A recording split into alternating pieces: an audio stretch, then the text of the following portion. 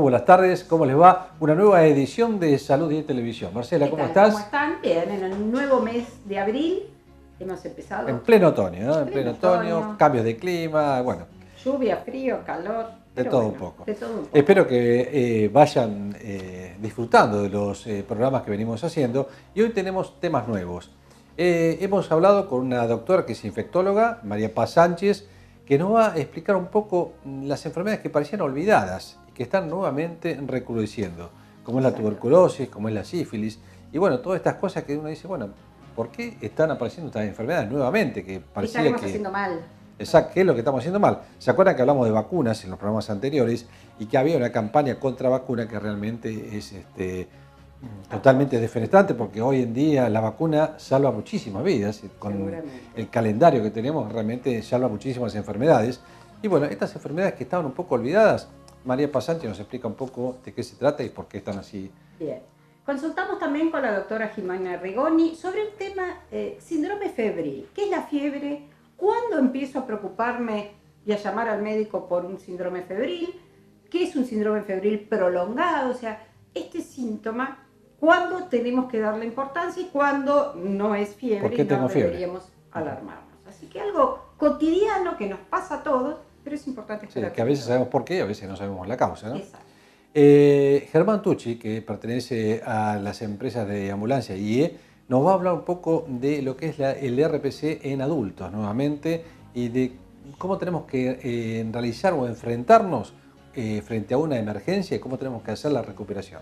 Bien, y yo hablé sobre los hidratos de carbono, las harinas, las legumbres, estas cuestiones de que hay esta campaña en contra de los hidratos de carbono y tan importante como que el 50 al 55% de las calorías que debemos cubrir las tendríamos que cubrir con los hidratos de carbono. Entonces, tratamos de revalorizar alimentos que están olvidados, las lentejas, los porotos y los nuevos, quinoa, amaranto y demás, y los tradicionales, polenta y tallarines. Y a veces uno piensa que los hidratos de carbono hay que dejarlos de lado en cualquier dieta, ¿no? Seguramente. Bueno, vamos al programa, Marcela. Empezamos el programa.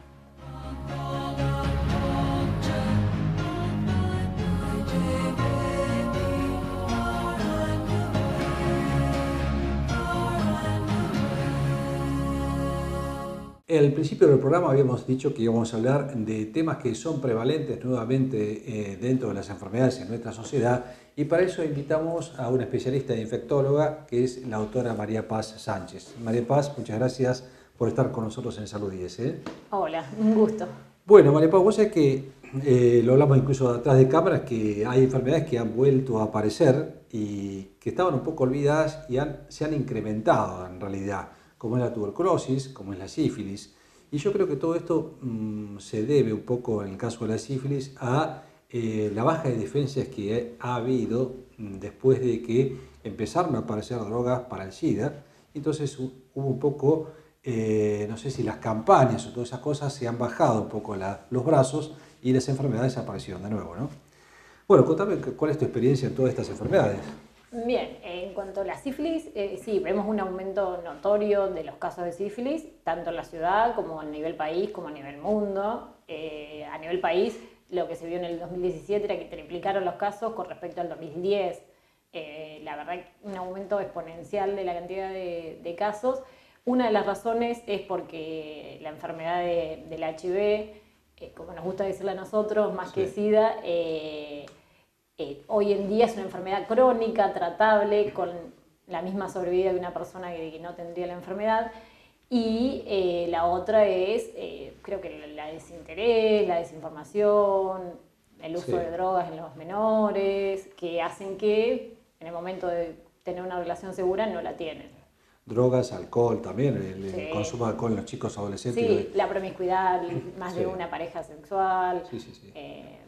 Y hay otra enfermedad, ahora vamos a hablar un poco de los cuidados y los tratamientos de esto, que es la tuberculosis. La tuberculosis parecía una enfermedad, primero, de la sociedad pobre, segundo, casi olvidada, y hoy estamos viendo nuevamente en casi todo tipo de sociedad la presencia de tuberculosis nuevamente. Sí, la tuberculosis es una enfermedad que pensemos que a nivel mundial es la primera causa de muerte de una enfermedad infecciosa. Es la enfermedad más frecuente, vendría a ser, de lo que es infecciosa. Hay 10 millones de casos a nivel mundial por año. Y parecería que no es tanto porque no se escucha tanto, ¿no? No, pero es una enfermedad que siempre está presente. Sí. Lo que sí vemos mucho es en sociedades cerradas. Por ejemplo, nosotros acá que tenemos cerca la unidad 7, Sí. vemos casos relacionados con la unidad 7. Claro, a nivel de la cárcel. A nivel de la cárcel. No quita que también la tuberculosis resurge con muchos tratamientos que se correlacionan con las bajas defensas. Por ejemplo, los tratamientos prolongados con corticoides hace que aumente la cantidad de tuberculosis, las personas que hacen quimioterapia, que tienen las defensas bajas. Hoy una nueva población que tienen las defensas bajas serían los usos biológicos en las nuevas terapias, por ejemplo, enfermedades gastrointestinales, el reuma, que son excelentes medicamentos para esas enfermedades, pero resurge la tuberculosis. Está bien. Sí, aparte es una enfermedad que por ahí, no sé si es por vergüenza, la gente no dice que tengo tuberculosis, ¿no es cierto? Porque es que si tienen tuberculosis es como que tuviese que estar aislado y no estar así. Ahora, eso vos sabés que me lleva a una pregunta. A ver, tenemos un paciente que está con tuberculosis, vos lo estás tratando. ¿El entorno debe recibir también una profilaxis? Sí.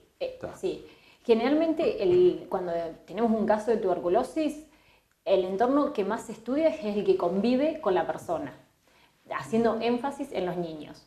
Lo ideal es, si hoy te hacen el diagnóstico, que todo tu entorno familiar que comparte con vos, vive bajo el mismo techo, es el que se tendría que estudiar en un principio. Y dar profilaxis, que sería un antibiótico en lugar de 4, que sería el tratamiento, a las personas que están en tu entorno para que no tengan la posibilidad de contagiarse la tuberculosis o no. Del activo, digamos. Claro. Ahora, ¿cómo nos podemos dar cuenta de un paciente que tiene tuberculosis? La tuberculosis... Yo te voy a perdonar, te hago una pregunta muy simple, pero es para que la gente un poco entienda a ver cómo... La tuberculosis, en general, la característica más frecuente es que afecte los pulmones. Esa es la característica, la tuberculosis más frecuente para que entienda la población. Y nosotros nos damos cuenta, la persona tendría que consultar si tiene tos y expectoración por más de 15 días. Y más que nada si está acompañado de esto de fiebre, sudoración nocturna, pérdida de peso. Serían los síntomas más importantes y los más característicos de la enfermedad. Y ahí consultar. También la tuberculosis no solo afecta los pulmones, puede afectar ganglios, puede afectar riñones, puede afectar todas las partes del cuerpo. Pero si bien la más frecuente es la más frecuente, es la pulmonar. ¿Vacunación de tuberculosis? La vacunación de tuberculosis sigue siendo la misma de siempre, que es la BCG, la que se da antes del egreso a la maternidad, todos los pacientes, excepto que haya alguna contraindicación. Pero pero todo nacido se va con la BCG. Igual no priva eso de que podamos tener un cuadro de tuberculosis. Claro, lo que previene la vacuna es un cuadro grave de tuberculosis en la niñez, más que nada, pero no un cuadro leve, llamándole grave a la meningitis tuberculosa. Está bien. Bueno, hay casos más raros, de patología por ahí más raras, que no sé si se ven en nuestro medio, como la lepra, por ejemplo, o eso ya se dejó bastante. No hay tanta cantidad de casos, pero yo sé que del hospital que yo vengo de hacer la residencia, por lo menos 10, 12 casos por año tenían. Bueno, realmente más del norte, ¿no? Sí, es más del norte, la zona de la Mesopotamia, de esa zona sí se veía. Y después tenemos muchos cuadros infecciosos que son provocados por zoonosis, como la leptospira, que en esta zona, dentro de todo, que siempre hay, cuando resalta un caso, florece todo, ¿no es cierto? Pero bueno, eso va también en las precauciones que tenemos que tomar para evitar que esas infecciones se provoquen. Exacto. Te cambio un poquito de tema. Sí. Viene la época de las neumonías, ¿no es cierto? Las infecciones respiratorias que son casi el ABC del infectólogo también, como del neumonólogo, es una de las principales. Y bueno, ¿qué hacemos? ¿Nos vacunamos? ¿Cuándo tenemos que consultar? ¿Cómo nos podemos prevenir de todo esto? Las enfermedades respiratorias en general, infecciosas, ¿no? Para prevenir, en cuanto a vacunas, tenemos que recordar que está la vacuna de la hepatitis, de la gripe, tenemos la vacuna de influenza, que generalmente es apta para toda la población, pero siempre hay poblaciones que son como que tienen más indicación, que son los menores de 2 años y los mayores de 65. Y todo aquel que tenga alguna patología crónica por el cual está en tratamiento, toma medicación, ya sea respiratoria, cardiovascular o reumatológica. Y la indicación más importante que tiene la gripe es los obesos. Todos los obesos tienen obligación de vacunarse porque son los que se vio que cuando tienen influenza tienen más riesgo de muerte. Mira vos. Por otro lado. Por otro lado, también tenemos vacunas para prevenir la neumonía, que es la misma población de riesgo, también los menores de 2 años que se vacunan por calendario o los mayores de 65, que es la del neumococo. Que O los que tienen algún antecedente de enfermedad respiratoria. Claro, ¿no? exactamente. Respiratoria, cardíaca, Claro. algunos que hacen otitis o tienen Sí, implantes. Sí. ¿Qué patologías ves más habitualmente como infectóloga? En el consultorio, las patologías más frecuentes que hoy veo es sífilis. Es la Sífilis. patología más frecuente que veo en el Fíjense, ¿no? consultorio. Porque ustedes deben decir, bueno, a ver, la sífilis esa era una patología que ya no se escuchaba. O de hablar de una sífilis hoy en día, en el año 2019, hablar de sífilis parece acá algo tan extraño, pero existe un montón porque se ha dejado el cuidado de todo Sí, esto. sí. Y realmente Sí. me pasa a mí también como urologo que, como yo te decía fuera de cámara, que hacía rato no veía No, sífilis y de este 10 año- pacientes de consultorio, 7 tienen sífilis. Es la patología más frecuente. Después viene el HIV, que sí se ven, tendremos 2, 3 casos nuevos por mes. Ajá. La verdad que hay casos ¿Se ha incrementado nuevos. también? Y la verdad que no puedo opinar porque yo recién arranco a estar Ah, en estás azul, acá, pero tenemos, o sea, se mantiene más o menos constante los diagnósticos recientes. También alguna que otra hepatitis, B o C, Sí. que aparece, y hidatidosis es una enfermedad que en Sí, consultorio... en la zona sí, esta, claro. sí, es una enfermedad muy frecuente que para control, para tratamiento... Y mirá que la etiolosis se hacen campañas para prevenirla, pero sí, todo, bueno, es como todas las campañas que uno escucha, ¿no es cierto? Sí. Pero bueno, siempre hay agujeros negros por donde se escapan Sí. estas cosas, ¿no? Aparecen casos. Y hay otros cuadros que por ahí te quería preguntar, que son las infecciones intrahospitalarias y generalmente quirúrgicas a veces, ¿no es cierto? Porque muchas veces escuchamos a la gente, y se murió por un virus del hospital o por una bacteria del hospital.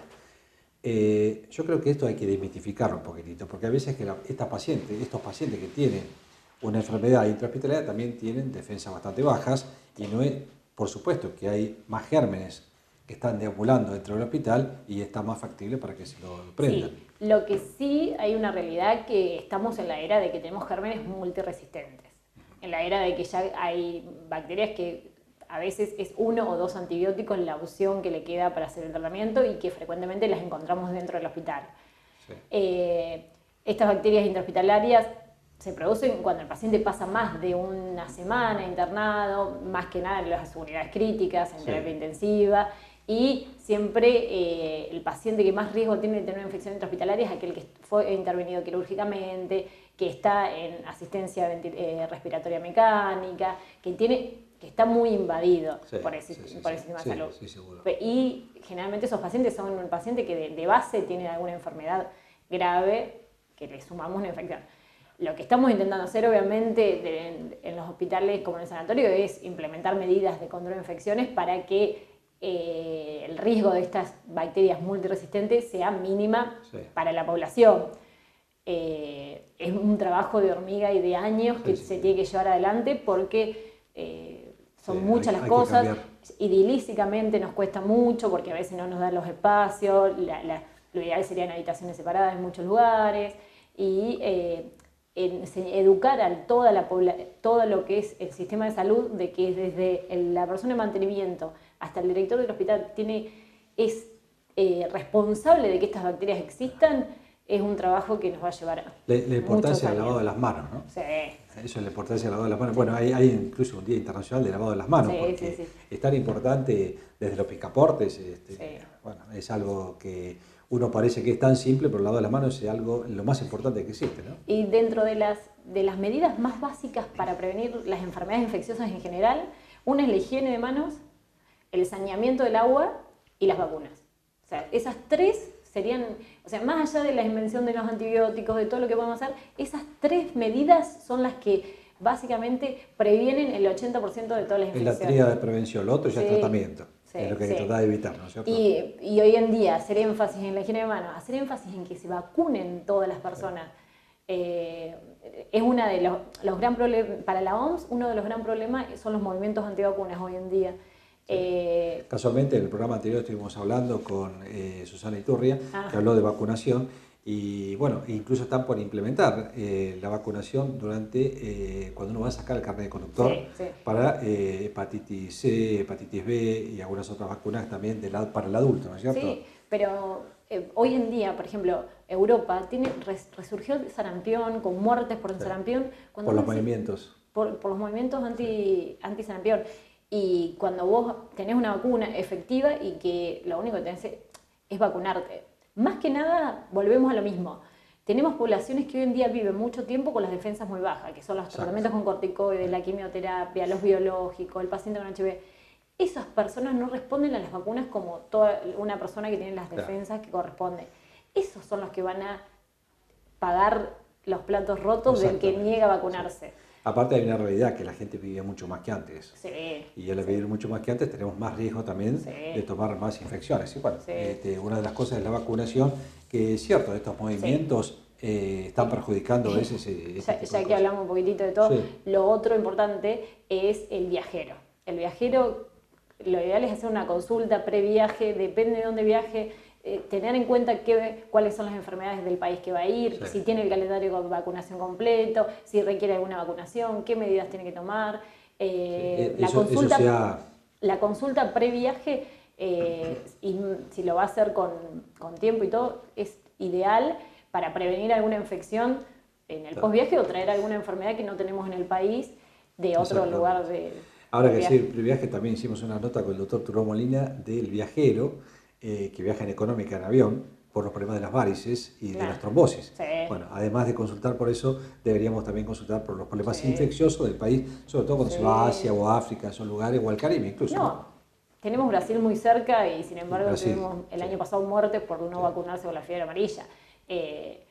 Incluso el viajero hasta en el interior del mismo país, con el país tan grande que tenemos, siempre lo ideal, si vas a hacer un viaje exótico con más razón, pero si hacer una consulta previaje es importante. Y una vacunación no mata a nadie, al contrario. No.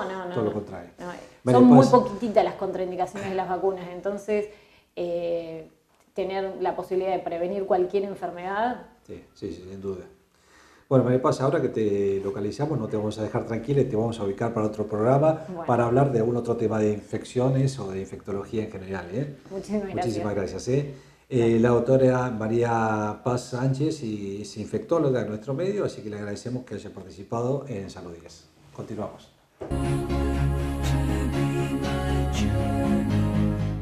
Bien, nos acompaña hoy la doctora Jimena Rigoni, a quien agradecemos mucho que esté con nosotros. Y vamos a tocar un tema que realmente lo hemos padecido, todos lo padecimos, que es el síndrome febril, esto de tener fiebre. Y vamos a empezar, como se dice, por el principio, ¿qué es la fiebre? Bueno, hola Marce, un placer estar con vos. Igualmente. Bueno, la fiebre es un aumento en la temperatura corporal, que puede dar signos y síntomas y que para los médicos tenemos en cuenta cuando es 38. ¿Por qué todos nos llaman y nos dicen, tengo 37,1, ¿es fiebre? Bueno, no. Bien. Generalmente 38 es cuando nosotros consideramos que el paciente tiene fiebre. Bien. Si yo no tengo 38, pero recurro que no me siento bien y tengo 37,5, debo esperar 2 o 3 días de 37,5, 37,8, cuando empezamos a preocuparnos. ¿Cuándo consultamos? Hablamos de los adultos, no estamos hablando de los niños, que esto lo manejaríamos con pediatría. Estamos hablando de los adultos. Bien, si yo tengo un cuadro respiratorio, por ejemplo, y me siento mal ahora que viene el invierno, estamos en otoño y va a venir el invierno, empiezan los cuadros virales y los cuadros respiratorios. Yo tengo tos, 37,5, toso y pasa un día y tengo 37,8, es bueno consultar. Siempre consultar, nunca decir, bueno, me tomo el antibiótico y sigo. Siempre consultar. El profesional que intervenga va a decidir si tiene que esperar, si tiene que hacer reposo, si tiene que tomar algo. Si tengo 37 o tengo 38, si tomo antibióticos, ¿se me va a ir la fiebre? No. Bien, eso es algo porque hay una automedicación muy importante con los temas febriles y recurrir al antibiótico común, al que todos creen que en la parte del botiquín existe. No, antibióticos no. No quiere decir que sea automedicados, ¿sí? Bien. Lo que hay que hacer es pedir un turno con el médico o avisarle que uno está con un cuadro agudo, que seguramente el médico de cabecera lo va a ver al paciente y en base a eso definirá si es un cuadro, porque la mayoría de los cuadros respiratorios a veces son alérgicos, a veces son virales y un antibiótico no le va a hacer nada a un virus o a un cuadro alérgico. El médico es el que va a decidir si corresponde o no dar antibióticos. Claro, muchas veces tenemos fiebre y no nos sentimos destruidos. Hay cuadros febriles o los que se han padecido con la gripe que realmente imposibilita caminar, moverse. Pero estos cuadros febriles que decimos tenemos fiebre, ¿debemos quedarnos en reposo? ¿Vamos a trabajar? ¿Vamos al gimnasio? Yo siempre recomiendo que eso, o sea, que cuando uno empieza con un cuadro febril y un foco infeccioso, o tiene ardor al orinar, o tiene diarrea, o tiene tos, que vaya a ver al médico. Bien. Porque el médico es el que primero va a decidir si se espera, si le va a explicar las pautas de alarma y le va a decir cómo seguir y si lo evalúa en 24 o 48 horas. Y también tiene que ver con los factores de riesgo que tenga esa persona. Bien. No es lo mismo un paciente con fiebre diabético que un paciente joven que no tiene ninguna enfermedad concomitante. Eso por ahí se lo va a educar el médico de cabecera en la medida que vaya tratando ese paciente. Si es diabético, si es asmático, le va a decir, mire, si usted tiene fiebre y tiene un cuadro respiratorio, venga a verme porque por ahí el asmático o el diabético tienen más riesgos de complicarse. Exacto. Que un paciente que es puede joven, esperar que un no día. tiene ninguna enfermedad de base. Bien. ¿Podemos esperar un día con una fiebre sin consultar? Sí, la mayoría de los casos, por un día de fiebre, No se no hace nada. se toma un analgésico si uno no es alérgico, un paracetamol o un ibuprofeno si no es alérgico y si no tiene alguna enfermedad renal que no pueda tomar ibuprofeno. Y se puede esperar 24 horas. ¿Cuándo no se puede esperar? Cuando me falta el aire, por ejemplo. Ajá, bien. A ver, ¿esto qué sería? Si me falta, estoy agitado, Yo me falta el estoy aire. con un cuadro, digamos, con fiebre y me falta el aire, no puedo respirar, estoy agitada, camino 2 pasos y me falta el aire. Es una emergencia. Es una emergencia, sí, Bien. porque, digamos, se necesita valorarlo quizás hasta en una guardia, por ahí ni siquiera el médico de cabecera, a veces uno lo llama y en ese momento no puede ir porque está atendiendo en otro lugar. Bueno, eso no es para esperar hasta la tardecita, o eso hay que ir urgente a una guardia y valorar la gravedad de esta situación. Si es un broncoespasmo y con unas nebulizaciones con salbutamol se soluciona en la guardia, bueno, le harán una placa, el profesional de la guardia va a saber cómo resolverlo. Bien. Pero eso no es para esperar. No es para, exacto. ¿Debo mantener un reposo o evitar los lugares cerrados o estos lugares donde, o a veces no ir a trabajar? No quiere decir que toda la fiebre de un día van a dejar de ir a trabajar, la indicación va a ser médica, obviamente. Sí. Pero sí, tengo esto de que uno dice, tengo una gripe y a veces es un simple resfrío. Claro. En realidad lo que la comunidad le llama, está como, bueno, tengo gripe. La gripe es un cuadro bastante característico. El paciente no solo tiene fiebre y síntomas respiratorios y nasales, sino que es una astenia, le decimos nosotros, da como una sensación de querer quedarte en tu casa y el paciente generalmente es el que te llama y te dice, doctora, ¿puede venir a verme? Porque la verdad que no me puedo mover, le duele el cuerpo. Todos los demás son cuadros pseudogripales, pero bueno, en la población se maneja gripe para todo. Y bueno, no es todo igual.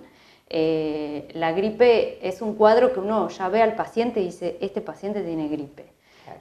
Los demás tendrán virus sincicial respiratorio, tendrán estados pseudogripales Y el tema de hacer el reposo es importante, ¿por qué? Porque nosotros vivimos en una sociedad donde queremos estar bien para seguir trabajando, para esto, para lo otro, porque no puede pasar esto, porque que los chicos, que llevarlos, que traerlos. Sí. Bueno, estos cuadros así respiratorios o los cuadros virales sobre todo, necesitan un tiempo de reposo, de descanso, de parar y de esperar que el cuadro se pase. Por más que uno pueda dar alguna medicación para que bajen los síntomas, el cuadro pasa solo, uno no lo cura a uno.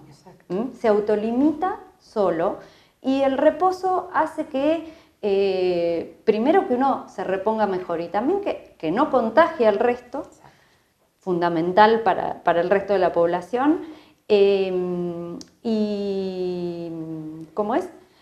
Que pueda... uno ve que tienen el reposo laboral, pero siguen yendo y viniendo y moviéndose. No. Eso no es reposo. No quiere decir que no ir a trabajar es un reposo. Quizás tenga que descansar, estar acostado. La cama. Sí. ¿Ayuda? ¿Es el reposo? No sé si la cama. Moviendo? Bien. La casa. Decir, Están bueno, adentro. Paro.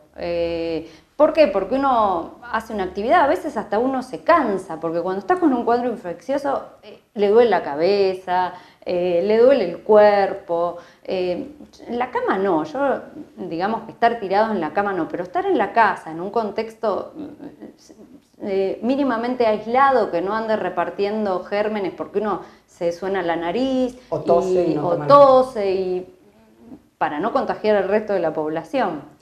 La diferencia entre estos cuadros y un síndrome febril prolongado. ¿Qué es prolongado? ¿Cuántos días? Prolongado, bueno. ¿Cuánto sería prolongado?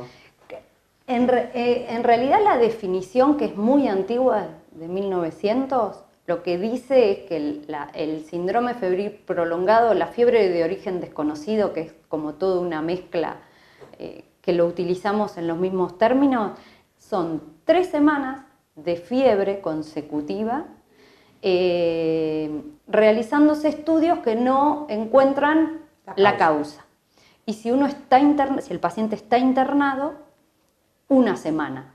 Lo que pasa es que en el último tiempo, con el devenir de todos los estudios complementarios que tenemos, eso se ha acortado. Claro. Y lo que sí es importante es que porque la fiebre asusta al paciente que la tiene, sí. Porque si tiene fiebre 2-3 semanas se empieza a asustar, algo tengo, y puede ser malo. Entonces, y al médico, uno empieza a tomar determinados recaudos. Lo que hay que saber es que la fiebre prolongada, la mayoría de los casos se estudia en forma ambulatoria. No es que el médico lo tiene que internar, la mayoría de los casos. Lo va a internar al paciente si considera que tiene al examen clínico alguna situación que amerite internarse, que lo va a saber el médico. Deterioro del estado general. Es mucha repercusión general, alguna lesión en la piel que sea grave, descompensación hemodinámica, que le falte el aire, que tenga la presión baja. Si no, la mayoría de las veces se estudia en forma ambulatoria. La mayoría de los cuadros son infecciosos, la mayoría. Bien. En segundo lugar, en frecuencia uno tiene que pensar, primero hacer un buen estudio clínico y hacer un buen interrogatorio, si viajó, si tomó fármacos, dónde trabaja, si estuvo en contacto con roedores. Tiene que ser meticuloso en eso y revisarlo cada vez que el paciente lo cita, porque puede aparecer algo nuevo que nos haga orientar el estudio diagnóstico, ¿no? Porque claro. Si no, uno no puede pedir estudios de todo, ¿no? Y más en Argentina, digamos. Sí. Entonces, uno tiene que ser muy exquisito con eso. Y después, explicarle al paciente que la mayoría de las veces son cuadros infecciosos, que después vienen los cuadros inmunológicos, autoinmunes. Por ahí después en frecuencia, depende de la edad por supuesto del paciente, las enfermedades neoplásicas, y después quedan las misceláneas, que son un montón de cosas que no tienen nada que ver, digamos. Que son los más difíciles, que son los menos frecuentes. Los menos frecuentes, pero que uno los tiene presentes. Cuando descarta. Claro. Y agrupar al paciente, si tiene las defensas bajas, si es un paciente joven sin enfermedades concomitantes, si, Sí, digamos... sí. Va redondeando el cuadro del paciente, esto que decía, si es diabético, Claro. si es fumador, si es hipertenso, si vive o trabaja en un ambiente Y lo más importante es contaminante. recordar que la fiebre prolongada o la fiebre donde uno no encuentra el foco, se estudia en forma ambulatoria, salvo raras excepciones que las decidirá el médico, y la mayoría de las veces son de causa infecciosa. Claro. Entonces, para tranquilizar por ahí, si va a tomar un analgésico, vamos a tratar de no darle antibiótico Para no enmascarar el cuadro. Y bueno, hay que hacer estudios complementarios. El paciente tiene que tener paciencia, porque lo feo es estar en la incertidumbre de no saber lo que tenés. tengo. Exacto.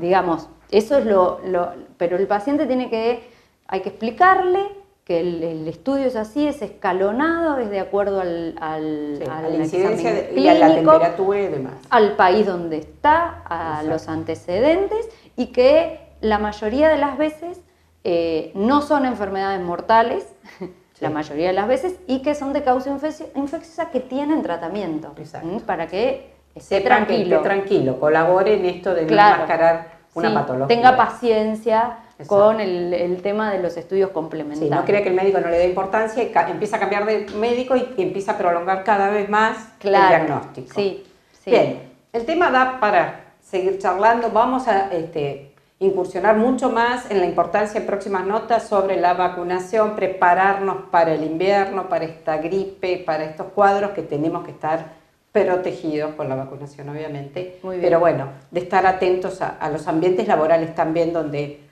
a veces los que no se cuidan o siguen yendo a trabajar colaboran a las epidemias. Claro. Jimena, muchísimas gracias por estar con nosotros. Gracias, Marce, Seguimos a en vos. Salud 10.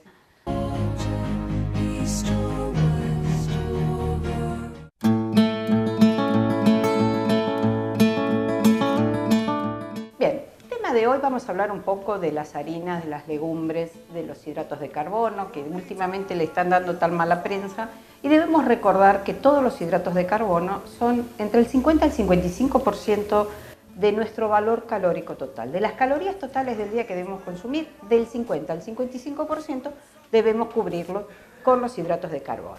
Hidratos de carbono que podemos hablar de absorción más lenta a través de las harinas, con incorporación buena de harinas integrales, y debemos elegir una buena harina, y comer platos tradicionales. La cuestión económica hace que debamos elegir también platos de alimentos, o sea, preparaciones que puedan estar acordes a una alimentación. Y esto de no querer consumir las pastas está haciendo que de pronto, por no tener el plato de tallarines, se está recurriendo a comida mucho más rápida, con muchísimo más cantidad de grasas. Entonces, evaluamos no consumir hidratos de carbono, pero también consumo un hidrato de carbono con grasas, como serían consumir empanadas o pizzas o tartas. Nuestro plato de pastas al día es óptimo, es necesario, es la forma de tener una reserva de hidratos de carbono en el músculo y en el hígado. Pastas integrales, mejor. Pastas que les podemos incorporar salsas a base de verduras, o como hacer una ensalada, o que sea un plato caliente a través de la incorporación precisamente de una salsa filete, una salsa portuguesa o salsa a base de verduras. El plato de tallarines, sí, también podemos incorporar un plato de arroz común o integral, haciendo risotos, preparaciones que realmente son fáciles de preparar, o las podemos hacer en la noche y tener el almuerzo de mañana también.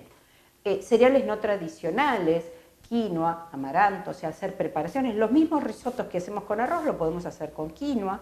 Utilizar harina de maíz, la polenta, en donde yo estoy segura que mucha gente niega o dice no comer polenta porque pareciera que es un plato no incorporable. Y realmente es muy nutritiva, es un plato, bueno, al que le gusta, obviamente, yo soy una enamorada de comer un plato de polenta, que podemos hacer preparaciones, hacerlas en asaderas, cortarlos en cuadraditos, hacer bocadillos, a los chicos los incorporamos, independientemente que podemos llegar a hacer, obviamente, un plato de pastas, una polenta con salsa. Podemos hacer bases de pizzas o de formas de pizzas poniéndoles rellenos, y comemos una polenta que la dejamos que se dore bien y pasa a ser una preparación muy rica. Podemos utilizar también las legumbres, que tampoco se incorporan. Pareciera que las legumbres, cuando uno piensa en legumbres, piensa solamente en los porotos que van en el bacalao de Semana Santa o en el guiso de lentejas, que pareciera que fuera una preparación de invierno.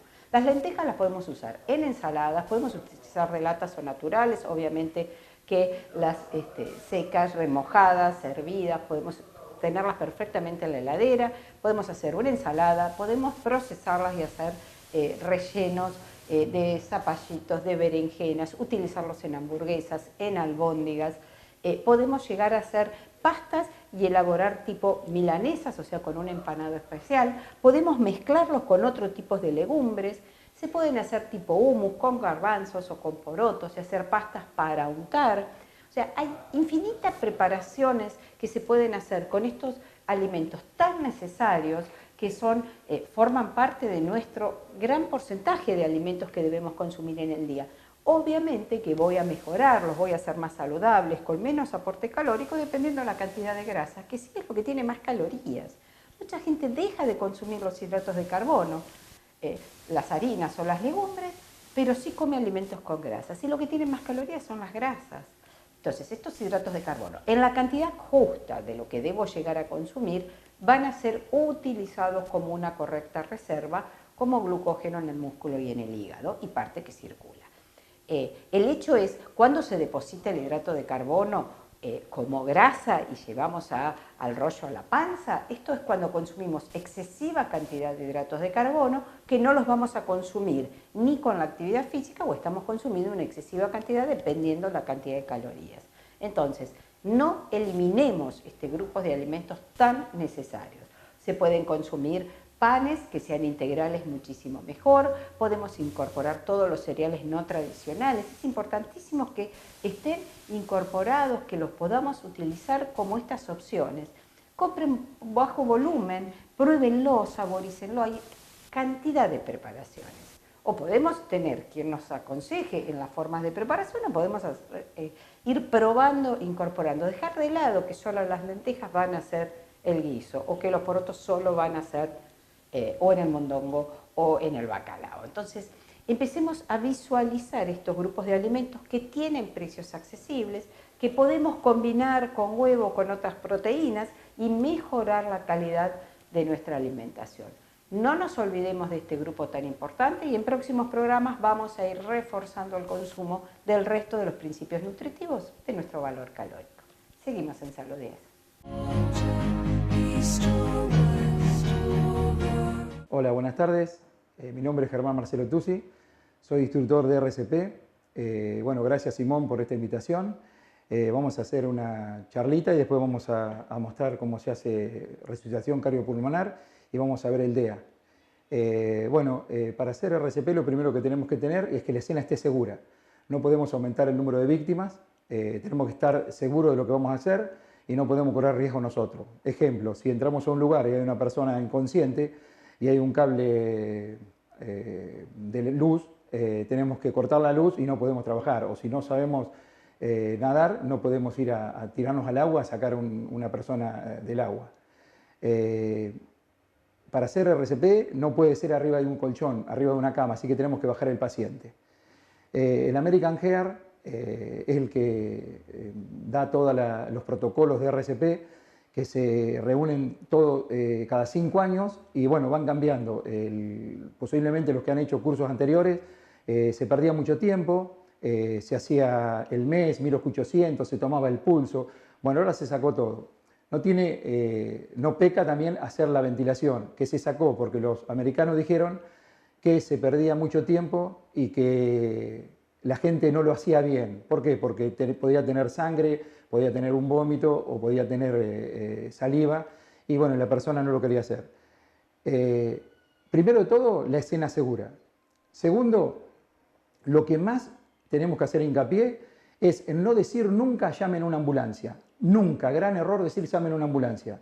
Porque todos cuando dicen llamen a una ambulancia no la llama nadie. Entonces empezamos a mirar la hora por qué no viene la ambulancia y resulta que no la llamó nadie. Entonces, nos aseguramos, comprometemos a una persona o quien hoy en día no tiene celular. El protocolo dice, usted llame al 107 que hay una pérdida de conocimiento en tal dirección. y decime qué te dijeron, porque muchas veces la persona se abatata y no llama. Entonces hay que esperarla y asegurarnos que venga la ambulancia. Bueno, como todos tenemos celular, también podemos llamar nosotros, poner manos libres. Punto importantísimo, no cortar rápido el teléfono porque nos ponemos nerviosos cuando llamamos. Yo me pongo en el lugar de cualquiera cuando hay una persona inconsciente, ni hablar si es un familiar. La despachadora está para ayudar, la despachadora está para mandar la ambulancia lo más rápido posible. No se preocupen si la despachadora les hace preguntas, porque lo primero que le va a preguntar es de qué número me llamás. ¿Saben por qué justamente le pregunta eso? Por si se corta o se quedan sin crédito, porque pueden llamar a un servicio privado si tienen una prepaga. La despachadora le puede decir que vaya haciendo atención al paciente y también le puede decir desde si tiene un perro enciérrelo o si hay más gente que salga afuera. Y es muy importante que nosotros lleguemos rápido a la emergencia. Sí, esto como la televisión, hay que hablar muy rápido, no me puedo explayar mucho. Pero hay dos protocolos. En un lugar, cuando es un club cardioprotegido o dice lugar cardioprotegido, ahí tenemos el DEA, desfibrilador externo automático, que ahí sería el protocolo distinto. ¿Por qué? Sería usted llama al 107, que venga una ambulancia urgente, que hay una pérdida de conocimiento y tráigame el DEA. ¿Sí? Entonces, acuérdense, de lo primero, la escena segura. Segundo, llamarle al 107. Y tercero, pedir el DEA si es un lugar cardioprotegido. Acá en Azul tenemos el Club de Remo, hay varias empresas que tienen desfibrilador. El DEA es esto que está en la pared, por lo general. En algunos países donde está el matafuego hay un DEA, que esto hay que tenerle mucho respeto, mucho respeto. Esto es una máquina, esto habla, hace un diagnóstico y si el desfibrilador le dice aléjese que voy a disparar o aléjese que voy a chocar, que viene a ser que le va a largar los Joule, en el acto, aléjense. Obvio que si sacamos a una persona del agua no podemos usarlo hasta que no estemos en un lugar seco para que no lo transmita la corriente.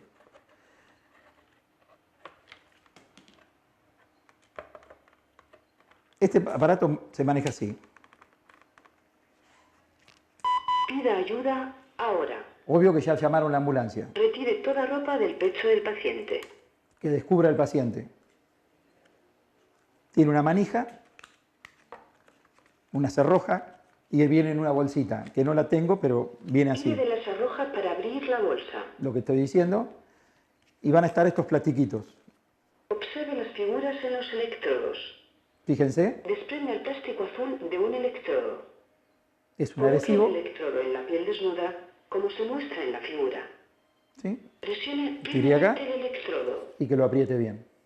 Desprenda el plástico azul del otro electrodo. Sería este y va acá Coloque abajo. el electrodo en la piel desnuda, como se muestra en la figura. Presione firmemente el electrodo. Bueno, fíjense las luces acá. Retire toda ropa.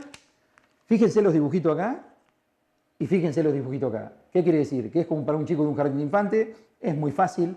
Lo único que tienen que tener es respeto. Respeto porque esto larga corriente, larga Joule y puede matar a la persona si lo estamos tocando. Así que, cuando manejamos el desfibrilador, nos acordamos de eso. Lo puede manejar cualquiera. Bueno, estamos en la calle, la escena está segura, encontramos una persona que se desvaneció. Señor, le hablamos fuerte porque puede ser sordo, no me contesta, comprometemos a una persona que llame la ambulancia al 107, que hay una pérdida de conocimiento y le damos la dirección.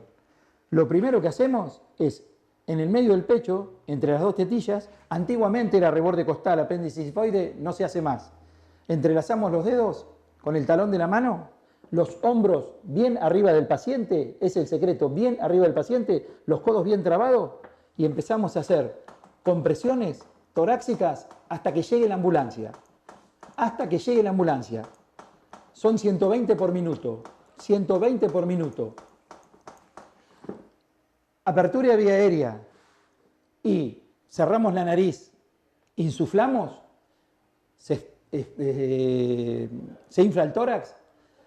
No es que no hay que hacerlo. Si es un familiar o algo, miren, lo voy a hacer así para que vean lo que es una persona, lo que es un ser humano. Yo no voy a abrir vía aérea y voy a cerrar la nariz. No hace nada. Hago apertura de vía aérea y no cierro la nariz.